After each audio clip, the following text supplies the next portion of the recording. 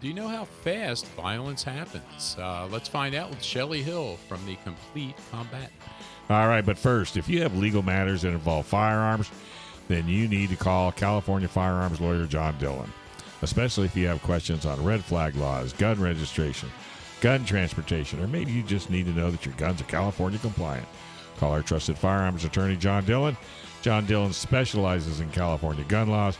Call 760-642-7150, or you can visit his website at DillonLawGP.com.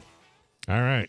All right, our next guest is Shelley Hill from the Complete Combatant. We're going to talk to her about reactionary distances. Shelley, how are you? I'm doing excellent, guys. How about yourself? Excellent as well. Thank you for coming on the show. So tell us a little bit about who you are. Tell us a little bit about the Complete Combatant. Awesome. First of all, I've got to ask you a question. Who was the doe-eyed and innocent one? That's me. That's me. Clearly. Come on, he looks like a little doe-eyed. I just had to get that out there. Thanks for having me, y'all, for sure. I am Shelly Hill, and I am with the Complete Combatant, and my husband and I have a training facility in Dahlonega, Georgia. Nice. And there we focus on self-protection and continuing education from, we call it the first signs of danger. So we offer several classes that could be lethal, which we're talking firearms, right? It could be non-lethal, or it could be less than lethal. So we kind of believe in that well-rounded, let's maybe not be, like the highest, best of one thing. Why don't we be good at a lot of things? So that's kind of how we think about is the well-rounded, from the first signs of danger all the way through even talking to your attorney in the 911 call and everything that falls in between. So everything from awareness to non-lethal to lethal to defense, and then post-incident. That's right. Shelley's actually the brains behind Brian Hill, because I took Brian's class out here in San Diego, and it was just great. The material's fantastic. And Brian was saying that was a big part of that was Shelley. Oh, wow. What made you come up with that curriculum, Shelley? Well, truly, as far as the first one that we came up with was several years ago, and that was image-based decisional drills.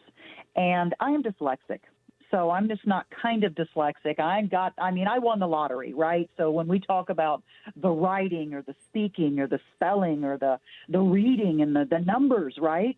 I pretty much, every one of those are backwards for me. So I've struggled my whole life with trying to learn the same way that somebody that maybe wasn't dyslexic or had a learning disorder.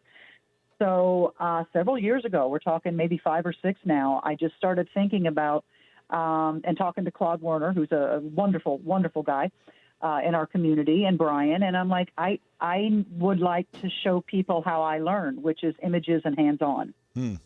So it really honestly was born with nothing more of me trying to think of how I could help people retain information and recall information quicker.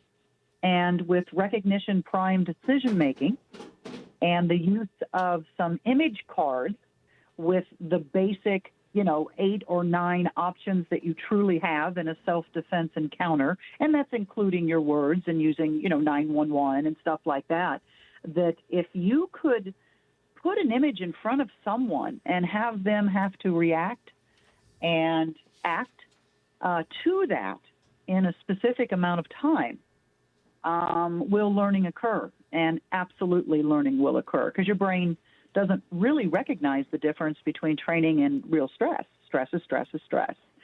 So that's where it all stemmed from, was the image-based decisional drills and just trying to show people how I learn. And it really, it works. It works. That's awesome.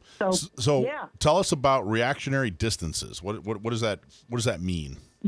Well, that kind of stemmed from, once again, the same with the image-based decisional drills. You have to kind of think about that all your, what's the word I want to use? All of your answers to a lethal, non-lethal, or lethal encounter are not the same.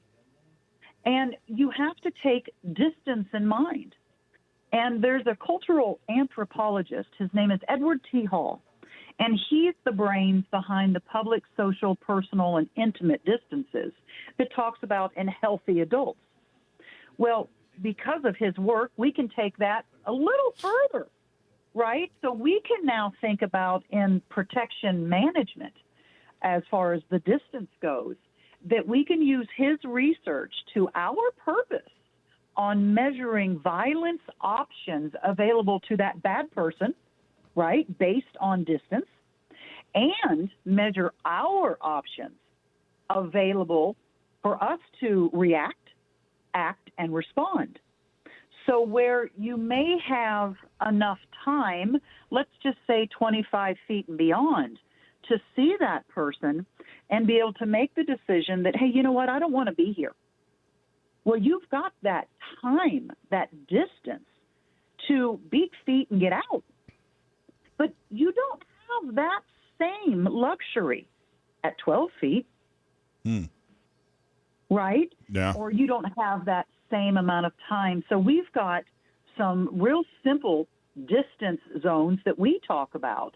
And truly, it's as simple as you have the most amount of time to react at 25 feet and beyond. You've got some time to react at 12 feet to 25 feet. You've got the least amount of time to react at that 6 to 12 feet. And that's where probably most of us do most of our critical thinking, right? If you think about the 12 feet, that 6 to 12 feet, the card length, the person that's, we'll call it interviewing you to get closer. The distance of a normal pepper spray is roughly that 10 to 12 feet. So a lot of those decisions really need to be pre-made, if you want to call it, in that 6 to 12 feet. Now, and then we have our last one. Oh, I'm sorry, sir. No, go ahead. Go ahead. Yeah, and then we have our last one, and this is where everyone wants to throw rotten fruit and tomatoes at me, is because they don't understand that at 6 feet and under, you don't have time to react. Yeah. That is no time to react. Now, it's not that you're not making decisions. It's not that you're in the fight, not in the fight. It's just it's a different type of decision process because they're already there. You know, they're 6 feet and under. There's no time to react in the same way that you can at 6 feet and beyond and moving away from you. So that's where people are like, wait. Yeah. So as long as I've owned a gun, it's that 21 feet, has been kind of the rule of thumb, right? And I think it's a good rule of thumb. I think it makes sense that, 21 feet, if anyone's within 21 feet of you, they're potentially a danger. That's really kind of your business zone. Do you think that the discussion has changed and will continue to change? Do you think things have changed after what happened in that mall in Indiana where that guy made a 40-yard shot? I do.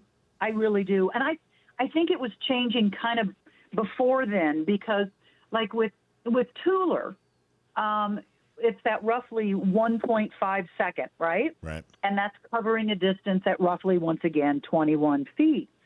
Well, I've just been talking to a group of other people and just getting their opinion, not because I'm questioning Tuller in any way. Please don't get me wrong. But what I'm wondering if we're talking about 21 feet as covering a distance and roughly 1.5 seconds for you to, get your gun out of the holster and get one shot on.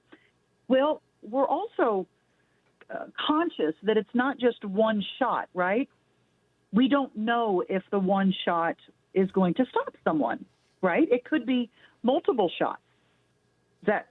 So what I wonder is if we need to stop them from getting to us, and not let them, and once again, it was with a knife, is what Tuller was when he was talking about that drill or that principle, is that are we going to be able to have that person stop doing what they were doing in that one shot? Does that make sense? Very much. So what I wonder is what we're questioning is exactly that, is that the distance, can you make the shot? And also, it's not one shot that is necessarily going to stop that person. So if we're talking about one shot from the holster to in 1.5 seconds to cover that 21 feet. Well, that's 21 feet to you. We need to stop them before they get to you. So that would be multiple shots that would need to be out there in a longer distance. Is that so the answer to me, I mean, for me, is absolutely yes. I think that it was changing before that, because it's not just one shot, stop. You might have to have multiple shots, which means you need to understand what the distance management is. And a lot of people don't understand what 6 feet looks like, or 12 feet, or 25, or these yards, 30 yards, 40 yards, right? So, Shelley, if we go back to your 6 foot distance there inside that reactionary gap, does that has more, or I think that has more to do, or has a lot to do with how fast the signal goes from your brain to your muscle to actually react and do something. When you're reacting to someone else's actions, you're slower. Is that what you found? Yes, absolutely. And one of the things it's kind of interesting is Brian, my wonderful husband. He's a mixed martial artist and jiu-jitsu and so on and so forth. And he's had professional fighters and amateur fighters and all that kind of good stuff. And I remember him telling me years ago, and it works in this as well, is that when you're talking about 6 feet and under, that's really your no choice zone. I remember him saying, babe, you have no choice but to manage him. I mean, he's right there.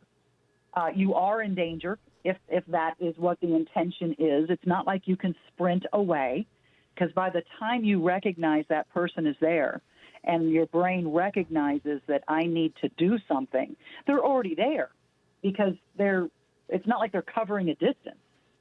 So it's a full action time. And he's always told me, honey, if there's any way for you to act or go first, at least you ensure that you get a turn.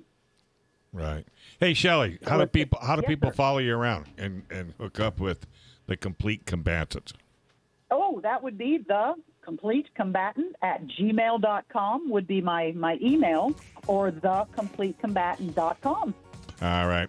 Man, it's been a blast talking to you. What do you think, Michael? Awesome. Thank you so much. All right, Cuddly. Oh, all right. Thank you so much, guys. Thanks for watching this clip from Gun Owners Radio. You can watch us live every Sunday from 4 to 6 p.m. California time, right here on our YouTube channel, or if you're in the San Diego area, you can listen to us on 1170 a.m.